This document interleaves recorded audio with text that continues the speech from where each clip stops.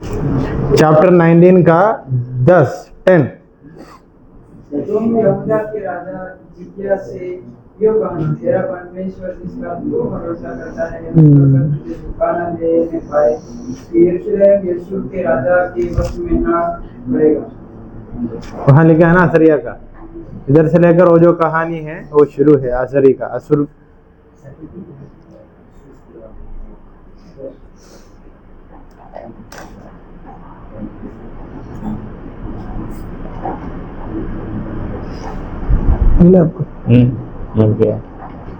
और चैप्टर 18 का वहां से पूरा कहानी वही है। रबशका और इन्होंने हिजकिय्याह से पूछता है ना आकर, तो किस पर भरोसा रखते हुए हमसे लड़ने के लिए आया, क्योंकि उन्होंने उसके पहले गलती किया, इनवाइट किया, मतलब एनिमी लोगों को महल के अंदर लेके जाकर सब दिखा के आया। ये सब कुछ कहानी याद है। तब यशायाह बोलता है ये सब कुछ गलती ही हुआ तेरे तरफ से। तो वो कहानी वहां आता है। सो कमिंग टू यशायाह chapter 11,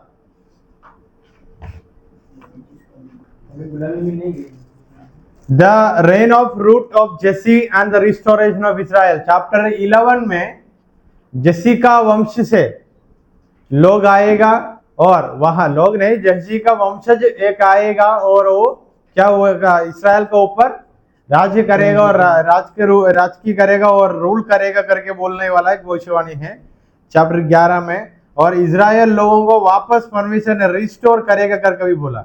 So chapter 11 is all about a prophecy that says that there is a person will come from the root of Jesse. Jesse कौन है? Father of David. किसका बाप? दाऊद का बाप, मतलब जस्सी का घराने से किसी आएगा करके भविष्यवाणी हो रही है। सब कुछ किसको दिखा रहा है? यीशु मसीह का बात है। एंड इस्राएल को परमेश्वर वापस अपनाएगा, वापस बचाकर उनकी रक्षा करेगा करके भी भविष्यवाणी है। So chapter 11 is a prophecy all about there will be a person coming from the root of Jesse and God will restore the people of Israel. That is in chapter 11 का 10। उस समय यीशु की जड़ देश देश के लोगों के लिए एक झंडा होगी। सब राज्य के लोग उसे ढूंढेंगे और उसका विश्राम स्थान तेजोमय होगा। जैसे यीशु मसीह का जन्म हुआ था, पूरा जगत बहुत लोग मिलकर इनके लिए ढूंढा था करके पड़ता है, क्योंकि ऐसा कुछ हुआ था करके राजा लोगों को समझ आया। कहाँ कब कैसा, किसकी घर पे किसके बेटा, किसी को पता नहीं चला। वो सब कुछ बात इधर लिखा है बहुत अच्छा से।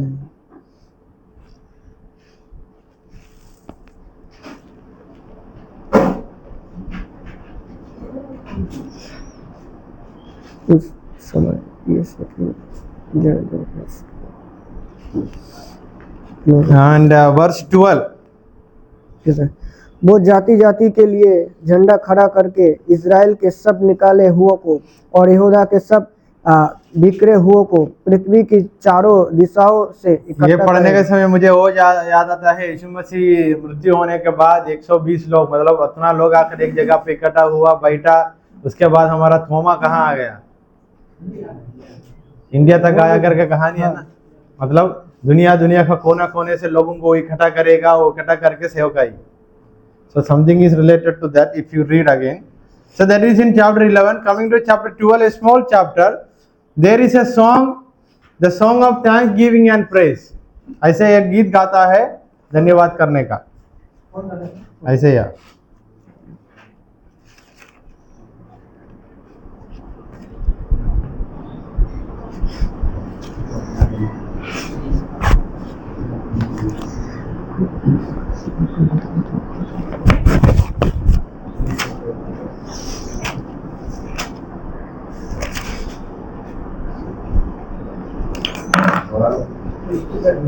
हम ऐसे के बारे में सब कुछ अभी अच्छे से बोल के जा रहे हैं। So 12, there is a song thanks giving.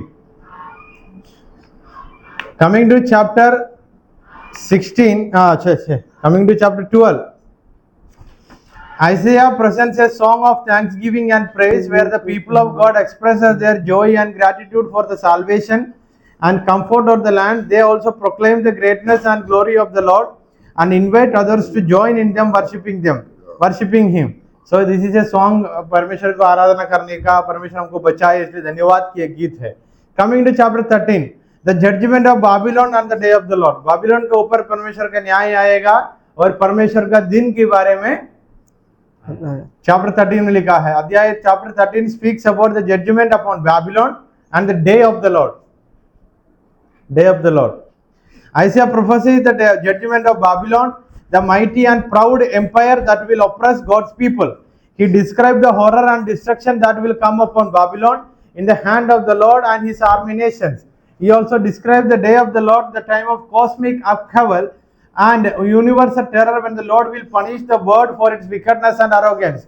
Babylon के दंड के बारे में बताते हुए इस दुनिया को आने वाला एक जजमेंट के बारे में भी यशायाह भविष्यवाणी की है, क्योंकि बाबिलोन का लोग बहुत घमंड होकर लोगों को सताते हुए ऐसा वाला एक जीवन जी रहा था. उनको दंड कैसे आएगा करके बोलते हुए आने वाला दिनों में इस पृथ्वी के ऊपर परमेश्वर कैसा न्याय करेगा वो भी बताया. सो अभी हमारा इस जगत की माहौल कैसा है समझने है तो ये अध्याय में जाकर बाबिलोन के लोग कैसे जी रहा था करके पढ़ के देखना. If you want to understand the present world you go and read the context of Babylon, how they were living.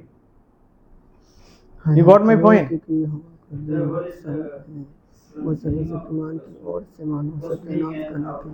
Cosmic means the present world. Cosmos means world. जगत.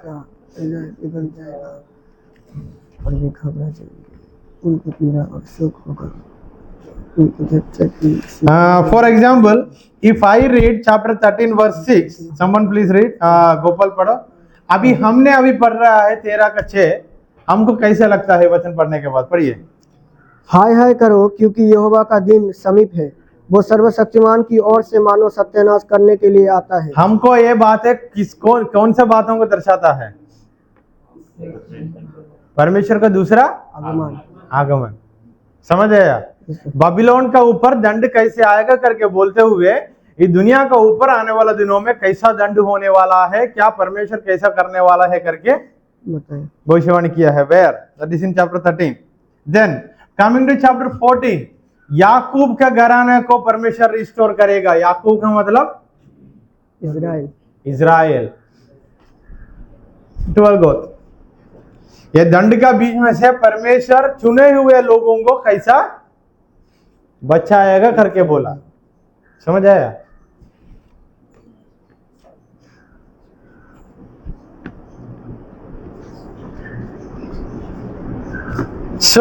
ये जो बाबिलोन का लोग है और जो बुरा काम करते हुए जीने वाला लोगों को लूसीफर की समान तुलना करता है. अध्याय 14 में हु इज लूसीफर?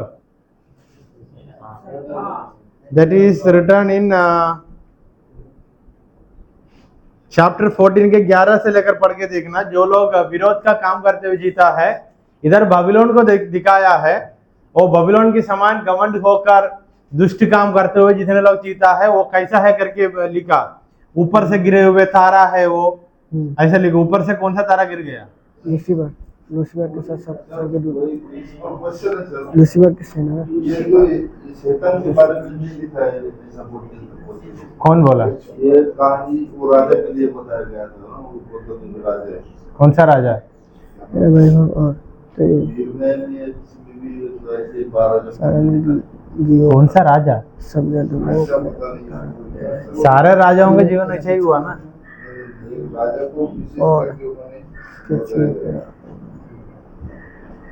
वो वचन 11 से लेकर पढ़ना, बाकी आपको अच्छे से समझ आएगा. पढ़िए गोपाल, बाकी लोग भी पढ़ना. तेरा वैभव और तेरी सारंगियों का शब्द अधोलोक में उतारा गया है. कीड़े तेरा बिछोना और केचुए तेरा ओढ़ना है. हे भोर के चमकने वाले तारे, तू कैसे आकाश से गिर पड़ा है. तू जो जाति जाति को हरा देता था, तू अब कैसे फटकर भूमि पर गिराया गया है. तू मन में कहता तो था मैं सर पर अध्याय 28 11 से लेकर 19 मैं इन कनेक्शन विद दिस. इज़ेकियल अध्याय 28 के 11 से लेकर 19. सो हियर बबीलोन का लोगों को और परमेश्वर का विरोध करके जीने वाले लोगों का शैतान की समान तुलना करता है अध्याय 14 में. And chapter 14 also speaks about the oracle regarding Philistia and Assyria.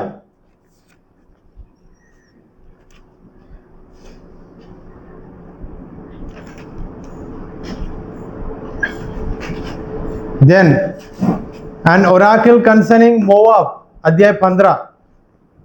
Isaiah laments the burden of Moab and neighboring nation that has been devastated by war invasion. Moab लोगों के बारे में बोलते हुए ऐसे या रोते हुए अध्याय 15 में आप लोग दे सकता है. So chapter 14 and 15 is connected.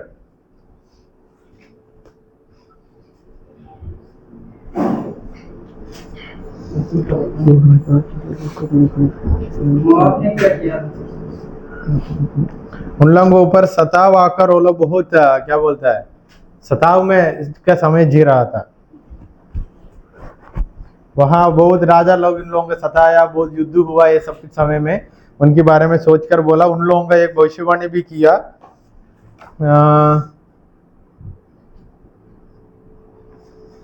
ऐसा इन लोगों का बीच में जितने लोग घमंड ये लोग सब कुछ कर रहे हैं उन लोगों का परमेश्वर दंड देगा, ये सब कुछ नहीं बोला है. So that is in chapter 15 and 16. Then chapter 17, oracle regarding Damascus. Chapter 17. The judgment of Damascus and Israel. Chapter 17 में दमिश्क हिंदी में क्या है? दमिश्क. उनका ऊपर इस्राएल के ऊपर परमेश्वर कैसा दंड देगा वो लिखा है. Then coming to chapter 18. कुश के लिए एक संदेश. Isaiah in chapter 16-17, chapter 16 it is a judgment and the judgment regarding Moab, and the chapter 17 judgment regarding Damascus and Israel. Coming to chapter 18, the message to Cush.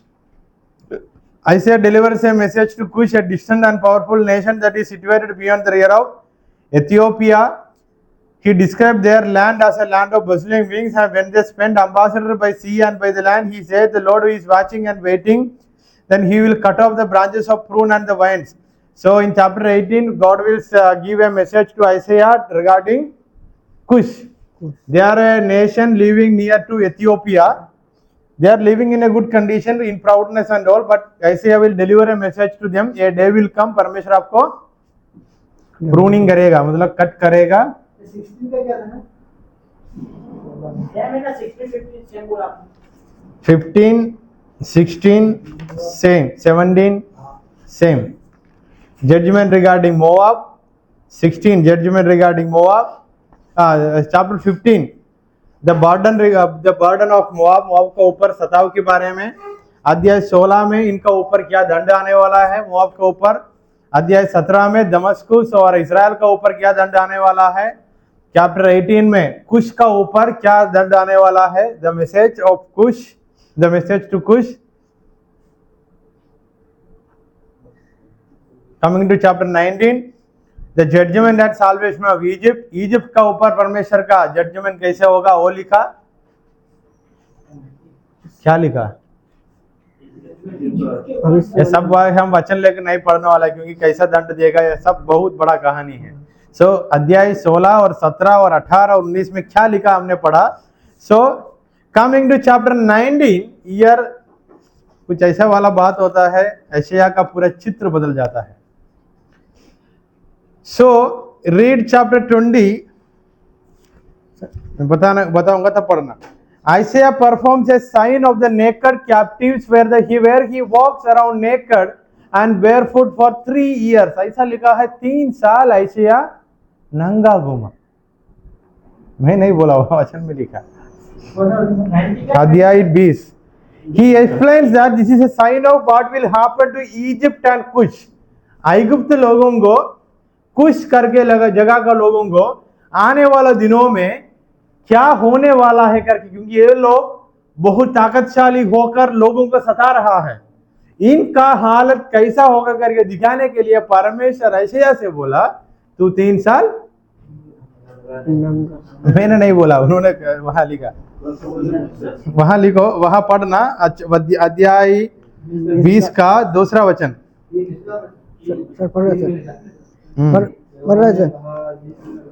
उसी वर्ष यहोवा ने आमोस के पुत्र यशायाह से कहा, जा और अपनी कमर का टाट खोल और अपनी जुतियां वो तो उतार। बिना पाया चप्पल। अतः उसने वैसा ही किया, वो नंगा और नंगे पांव घूमता फिरता था। नंगा और नंगे पाव, नंगा था फिर चप्पल भी नहीं था, नंगे तो चप्पल पहन के क्या फायदा। इसलिए मैंने बोला इधर ऐसे या नबी करके अब बोलने का, वहां से आप लोगों का मन नीचे आता है। अगर परमेश्वर ने बोला तो क्या करना पड़ेगा, नहीं तो वो क्यों घूमा। उसका दूसरे वचन शुरुआत में ही लिखा है, at the time Lord spoke by Isaiah son of Amos saying, go and loose. परमेश्वर ने बोला उनको।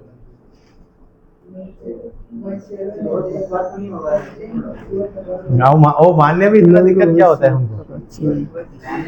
यीशु मसीह का क्रूस पर ये लोग कैसा मार डाला था।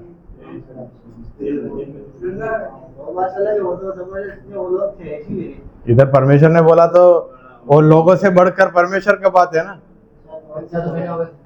मैं वहां नहीं था, आई वॉज नॉट देयर। और आगे पढ़िए वचन 3 से लेकर। इसमें 2 पढ़ना, उसके बाद 3 में जाना।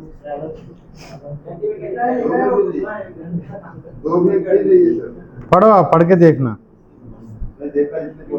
पढ़ो, फिर उन्होंने हिंदी में पढ़ा तो उनका बाइबल में कहाँ से आया। बीएसए बाइबल ट्रांसलेशन सब सेम है। 20 का 2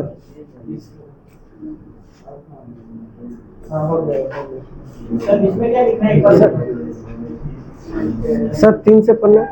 दूसरा इतिहास अध्याय 28 का 14-15 पढ़िए। दूसरा इतिहास अध्याय 28 14-15 देखेंगे, शायद कपड़ा पहना होगा। दूसरा इतिहास अध्याय 28 14 and 15। Yes sir. तब उन बंदियों और लूट को हकीमों और सारी सभा के सामने छोड़ दिया। तब जिन पुरुषों के नाम ऊपर लिखे हैं उन्होंने उठकर बंदियों को ले लिया और लूट में से सब नंगे लोगों को कपड़े और जूतियां पहनाई और खाना खिलाया और पानी पिलाया और तेल मला और सब निर्बल लोगों को गधों पर चढ़ाकर एरियो को, जो खजूर का नगर कहलाता है, उनके भाइयों के पास पहुंचा दिया। बस वहां भी लिखा है ये लोग दासत्व में लेके जाकर उनको नंगा भी करते थे करके एक सबूत है वहां। उन लोगों का कपड़ा पहनाया करके लिखा है। So to show them this is the thing that is going to happen to this people. Moab लोगों को, ऐगुप्त लोगों को आने वाले दिनों में परमेश्वर ऐसा करेगा करके दिखाने के लिए there is a time of drama. 3 साल करके लिखा, पता नहीं कैसे घुमा होगा।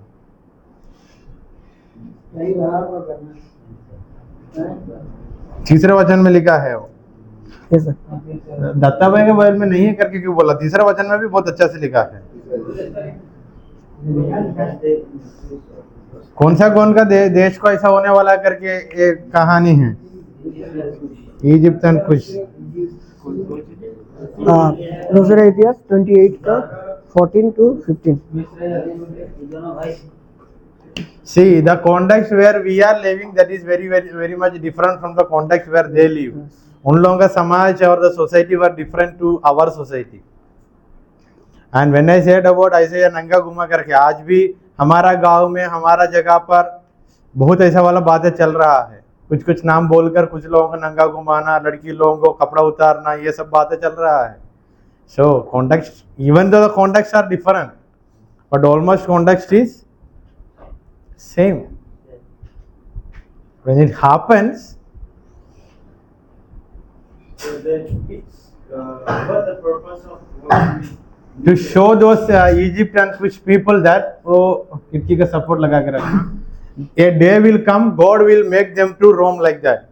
The punishment, the deep punishment that is going to come upon them, the heavy punishment. So this is the sign that the prophet showed to them. ऐसा होगा. And also, display means shirt. Dismay. I don't know the dismay means shameful situation, like that. So that is in chapter 20. यशायाह नबी है, परमेश्वर ने बोला इसलिए ऐसा किया. No need to worry. Hero तो हीरो ही है.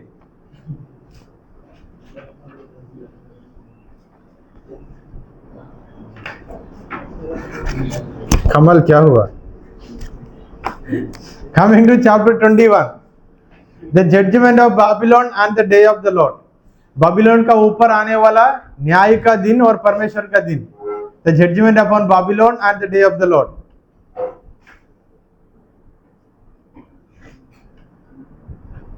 चैप्टर 21 में या बाबिलोन का ऊपर न्याय दंड कैसे आएगा करके डिटेल्स दिया है. ये पढ़ने के समय आप लोग कैसे समझने है कि इसराइल लोग गलती किया, परमेश्वर ने खुद बोला मैंने बाबिलोन या कुछ शत्रु लोगों के हाथों में आप लोगों को सौंप दूंगा. अब ये शत्रु लोगों को भी परमेश्वर नहीं दंड दे रहे. कौन सौंपा? लेकिन उन्होंने परमेश्वर को मजाक में बहुत गलत काम वो लोग ऐसा किया है. जैसे शंभू ने बोला, परमेश्वर का ताकत शक्ति को देखने के बाद भी उल्टा काम किया. So chapter 21 is all about judgment upon Babylon and day of the Lord. So in the book of Isaiah or in the prophetical book, day of the Lord is a main theme. इसका हिंदी क्या है? परमेश्वर का दिन. परमेश्वर. Chapter 22, the fall of Jerusalem. यरूशलेम का गिरने का कहानी. The fall of Jerusalem. Who captured Jerusalem? Chapter 22, the fall of Jerusalem. यरूशलेम गिर गया पूरी रूप से. यह दूसरे राजा में कब हुआ था? हिजकिय्याह का बेटा मनश्शे आया. मनश्शे के बाद वो लोग आकर पूरा का पूरा कब्जा करने की कहानी है.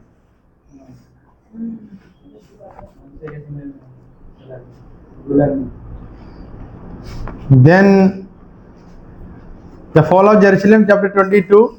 Coming to chapter 23, the burden of Tyre and the restoration of trade. Tyre का हिंदी क्या है? सूर. Chapter 23.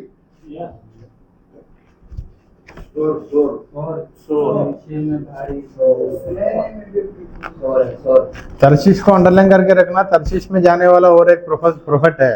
कौन है वो? योना. फिर भी घूम घूम के इधर आएगा. हम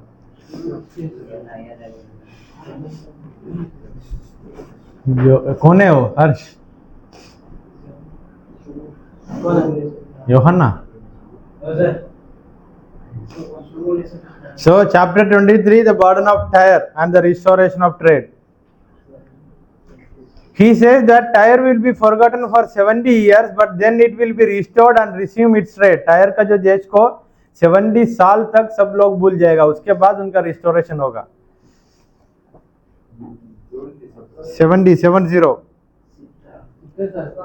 हाँ, कहाँ लिखा है वो वचन? 17 वचन. रीड से वर्स 70. Yes sir. 70 वर्ष के बीतने पर यहोवा सोर की सुधि लेगा. Okay. So coming to chapter 24, it is all about the judgment regarding all earth. पूरा धरती का ऊपर कैसा दंड आएगा उसके बारे में लिखा. Chapter 24, judgment of all the earth. Coming to chapter 24, again we can see the second coming of. पूरा दुनिया का जजमेंट कब होगा हमारे लिए? दूसरे आगमन. ये हमारे लिए यीशु मसीह पहली बार आया.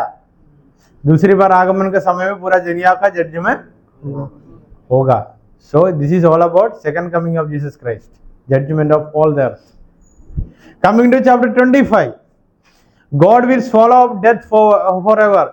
परमेश्वर हमेशा के लिए मृत्यु को निकालेगा. Swallow means ये वाला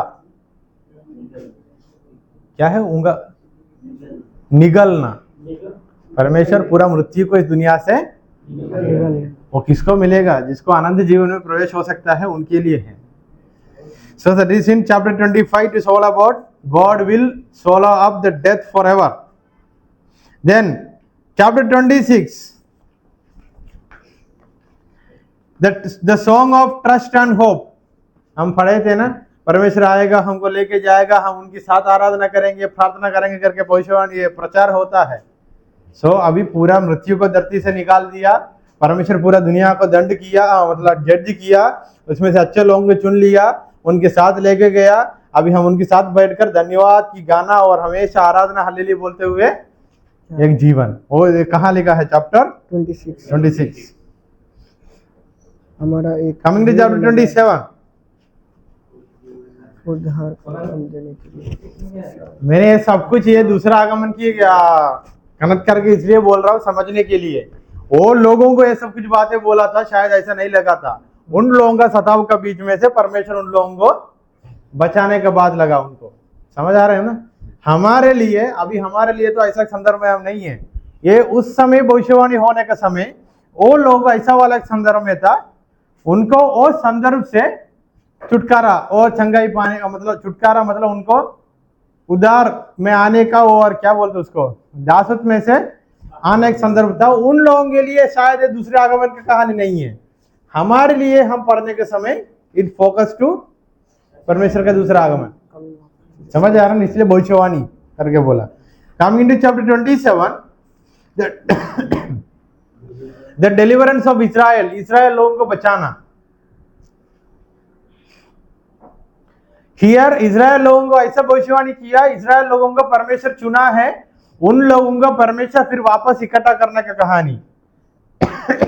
जब हम पढ़ता है हमको परमेश्वर का दूसरा आगमन का दिन, हम जो नया इस्राएल हम नया इस्राएल बनाता है परमेश्वर हमको परमेश्वर चुन के लेने का कहानी।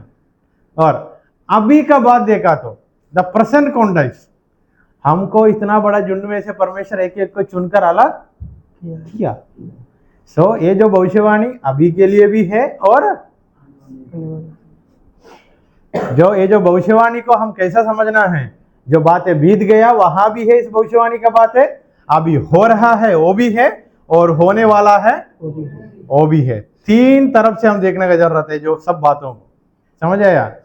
ये जो आएगा, बचाएगा, अभी मैसेज आएगा, इम्मानुएल आएगा करके बोला, वो यहूदी लोगों के लिए हो गया, हमारे लिए भी हो गया। और कुछ यहूदी लोग अभी भी इंतजार में है पहला आगमन के लिए। समझ आ रहा है ना? कुछ यहूदी लोग, वो लोग यीशु मसीह आया करके नहीं मानते, क्योंकि राजा आएगा, अधिकार करेगा करके वो लोग सोच में है। यीशु मसीह कहाँ आया था? आज चपाती है क्या? गौशाला में आया, चपाती पकाने का स्मेल आ रहा है ना?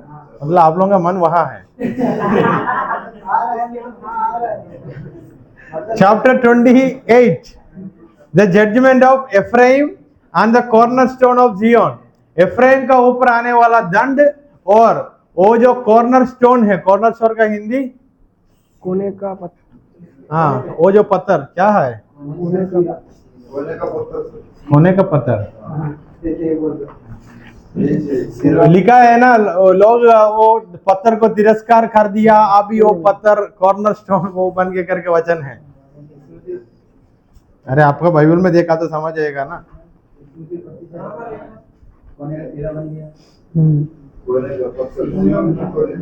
हाँ, सियोन में कोने का पत्थर, the corner stone in सियोन।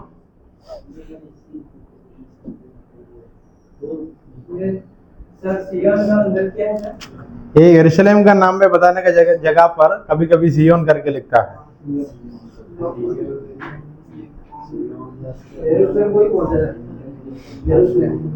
Jerusalem, हाँ, उसको कभी कभी सियोन करके भी बोलता है। कुछ लोग ये बिना समझते हुए दोनों अलग है करके कुछ लोग बोलते हैं परमेश्वर कहाँ है, यीशु मसीह का आगमन कहाँ होगा, वहां फर्क होता है। So chapter 28 is all about judgment on Israel, Ephraim and Jerusalem chapter 28।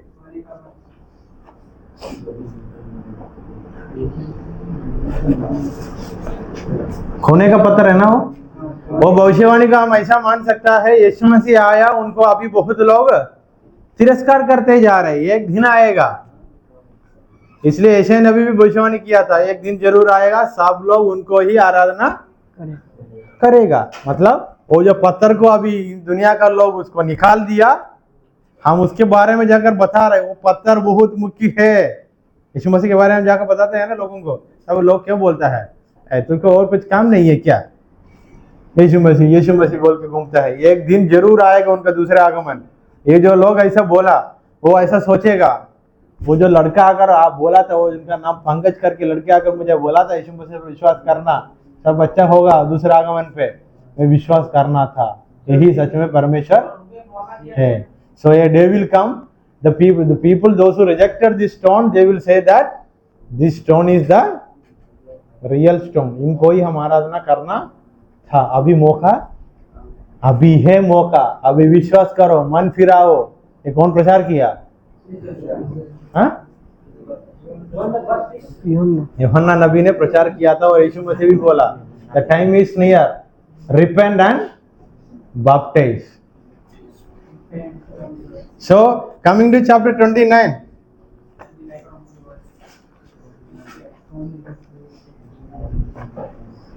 Read 3 वचन।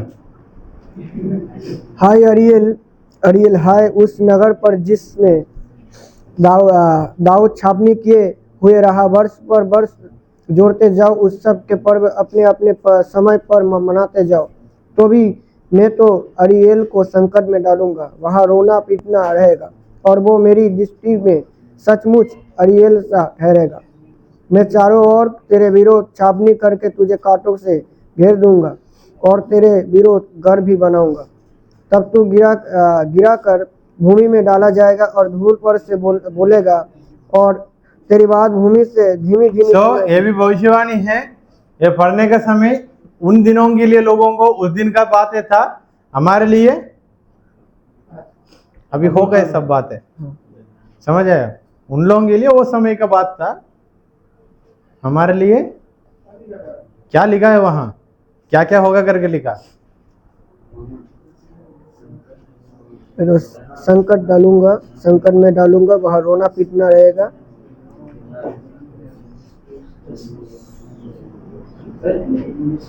कांटों से इजराइल लोगों का ऊपर लोग हमला करेगा, उन लोगों को बहुत दंड करेगा और बहुत सताएगा। फिर परमेश्वर आएगा, उनको बचाएगा, परमेश्वर से ही उनको डिलीवरेंस मिलता है। सब बातें कहा 29 चैप्टर में बताता है। So chapter 29 speak that people will oppress you, oppress the people of Israel, and they will suffocate them, they will persecute them, but God will come in his right time and he will deliver them. He can only deliver them. So it is happening now. हमको बहुत लोग सताता है, मसीह लोगों को बहुत बातें चल रहा है, हम बहुत लोग निराश भी होता है, और a day will come, God will come and deliver us। उसका हिंदी इसलिए मैंने बोला हिंदी में पढ़ना है करके। हाय हाय करके लिखा है, और हाय हाय हाय हाय सुनो सुनो करके बोलते हैं ना, वो एक तरीका है। इधर हाय हाय करके बोलते हैं, हाय वो वाला हाय नहीं। अरियल क्या है? अरियल अरे उसका ही हिंदी पढ़ा तो समझ आ गया ना, हिंदी भी अरियल लिखा है। अरियल है, अरियल हाय। गुड न्यूज बाइबल में क्या लिखा?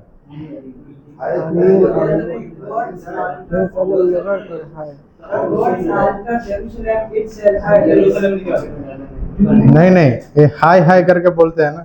वो तो समझ आना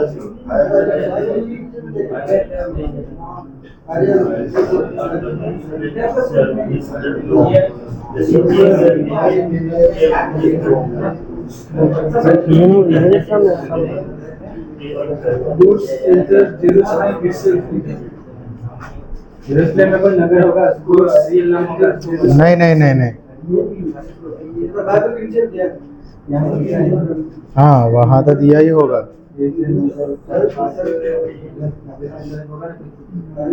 एरियल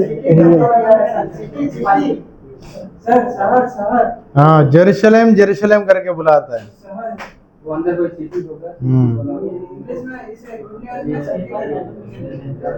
बोला यही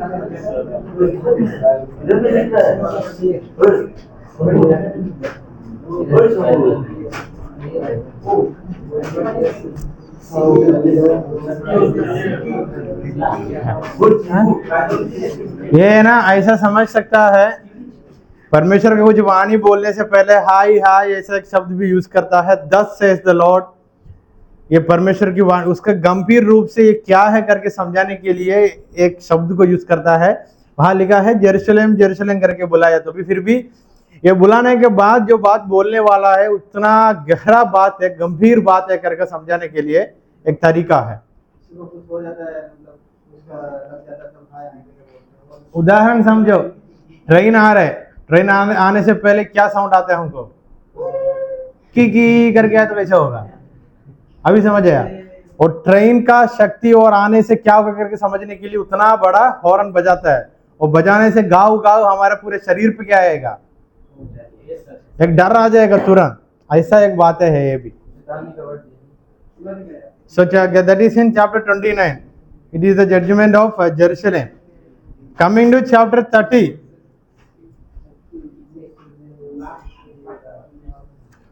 30 का 2-3 वचन पढ़ना। 3 वचन।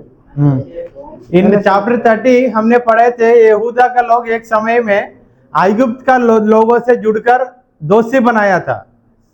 So chapter 30 speaks about the people of Judah. Somewhere they made friendship with the people of Egypt. Egypt लोगों से जुड़कर दोस्ती बनाया था ये यूदा का लोग। कहानी याद आ रहा है?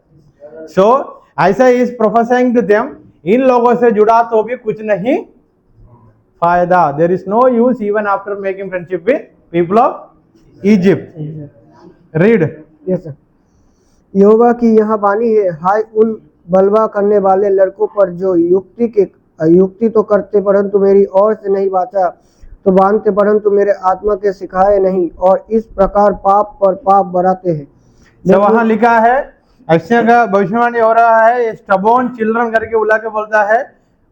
उसकी दूसरी भाग में who carry out A plan but not mine, मतलब ऐसा वाला एक झुंड है, ये लोग अपना अपना प्लान के अनुसार चलता है। इसलिए वो लोग जाकर करके इजराइल से लड़ने के लिए किससे दोस्ती बनाया, इजिप्ट से दोस्ती बनाया। तब भविष्यवाणी हुआ कोई फायदा नहीं होगा करके भविष्यवाणी हुआ। That is there in chapter 30।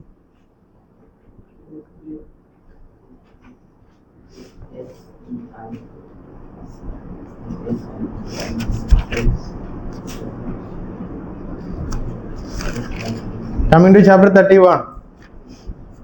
Again the same story continuing in chapter 31 also. Woe to those who go down to Egypt. Egypt से दोषी बनाना लोगों का ऊपर आने वाला दंड। 31.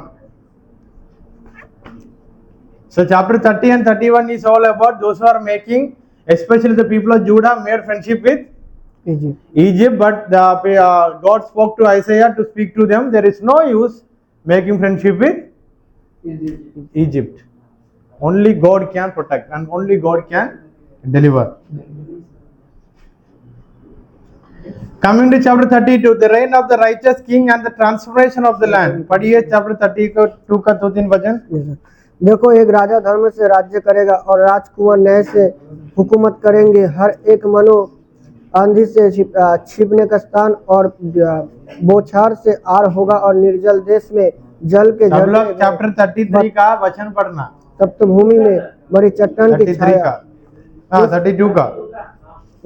उस समय देखने वालों की आंखें धुंधली ना होगी और सुनने वालों के कान लगे रहेंगे।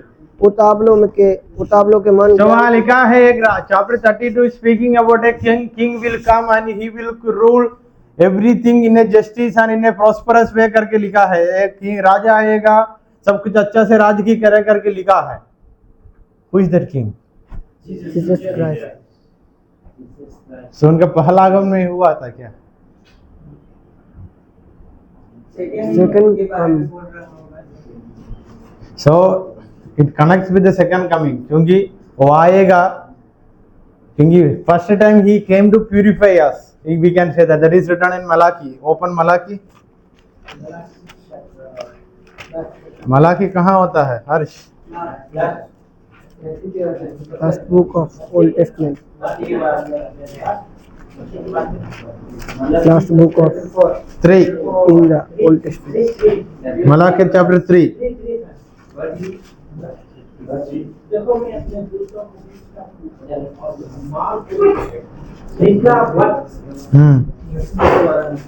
पढ़िए। सर, देखो मैं अपने दूत को भेजता हूँ और वो मार्ग को मेरे आगे सुधारेगा। और प्रभु जिसे तू ढूंढते हो और अचानक अपने मंदिर में आ जाएगा। हाँ, बाचा का वो दूत जिसे तुम चाहते हो। और जाकर अध्याय चैप्टर 4 1 से लेकर पढ़ के देखना दूसरी आगमन कितना कठिन होगा करके लिखा। ऐसे चैप्टर 32 में एक राजा आएगा, सब अच्छे से धार्मिकता में सेवका राजगी करे करके लिखा। It is focusing to the future thing. So coming to chapter 33, oh Lord, be gracious to us. There is a prayer. Chapter 33 is a prayer from the side of Isaiah. Isaiah की तरफ से एक प्रार्थना है, क्योंकि परमेश्वर का क्रोध उतना बड़ा होगा, वो आने के समय दंड ऐसा होगा करके समझने वाला हम क्या करता है, ये दुनिया के लिए हम प्रार्थना करने की जरूरत है। परमेश्वर कृपा करना और लोगों को बचाना, उद्धार में लेके आना, ये हमारा प्रार्थना है। So here who prayed? Isaiah prayed. And in chapter 33, this prayer was prayed by not Isaiah, from the people of Judah. Sorry, यहूदा का लोग ने प्रार्थना किया, क्योंकि दंड कितना बड़ा है करके समझने के बाद अभी प्रार्थना कर रहा है। And in chapter 33 it also speaks about that a day will come, God will be ruling over Jerusalem, Zion. परमेश्वर का रोशनी जियोन का ऊपर आएगा, चमकेगा करके लिखा। That is in chapter 33. The light of God will come upon Zion, Jerusalem. That also there in chapter 33. Coming to chapter 34, judgment on the nations.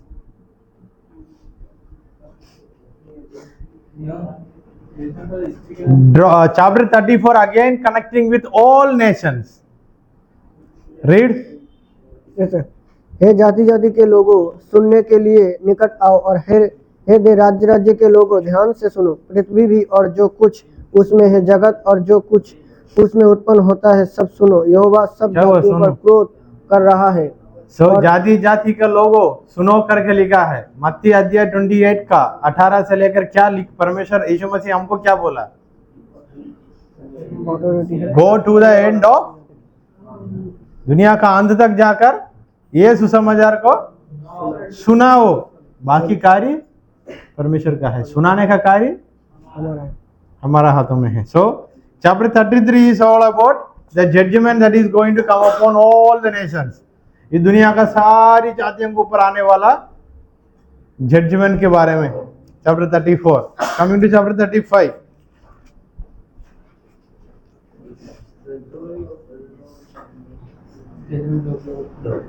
A day will come, परमेश्वर एक दिन आएगा, परमेश्वर लोगों को बचाएगा। Restoration, that is chapter 35। So पूरा सुसमाचार दुनिया में फैलाने के बाद एक दिन आएगा, परमेश्वर धरती पे आएगा। जो लोग विश्वास किया, परमेश्वर की आज्ञा को माना, उनको परमेश्वर। So all these chapters are connecting to the gospel and the present context. That is chapter 35. Coming to chapter 36, recounting the Assyrian invasion. Again connecting to 2 King chapter 16 से लेकर, connecting to chapter 2 King chapter 16.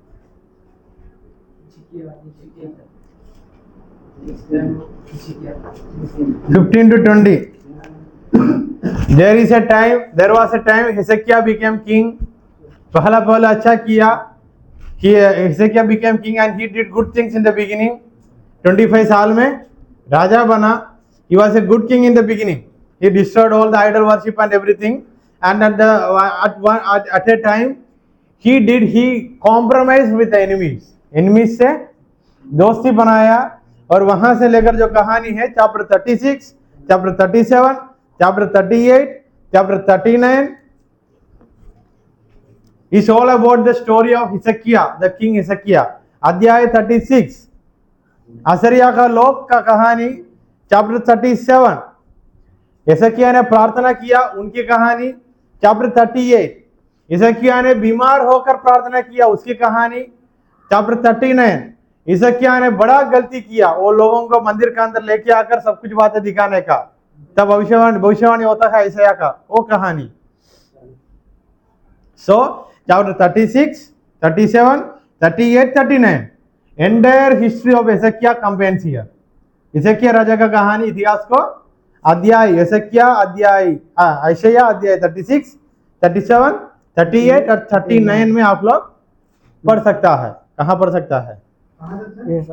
हिजकिय्याह नबी का किताब अध्याय 36 से लेकर 39 हिजकिय्याह राजा का पूरा कहानी है।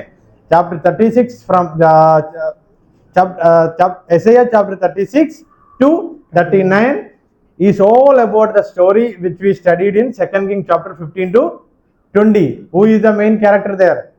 Hezekiah. king of Go. king of Judah. 36 to 39 यशायाह राजा की कहानी है।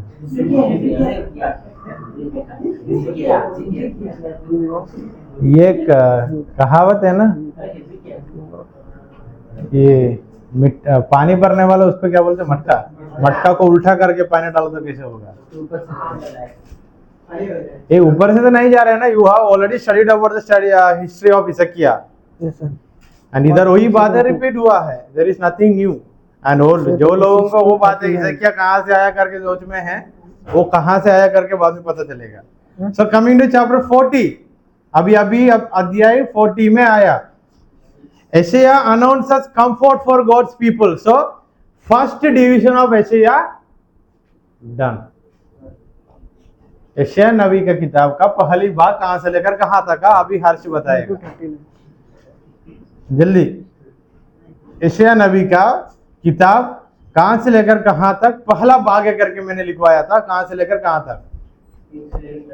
1 से लेकर 39 तक। सो द फर्स्ट डिवीजन खत्म।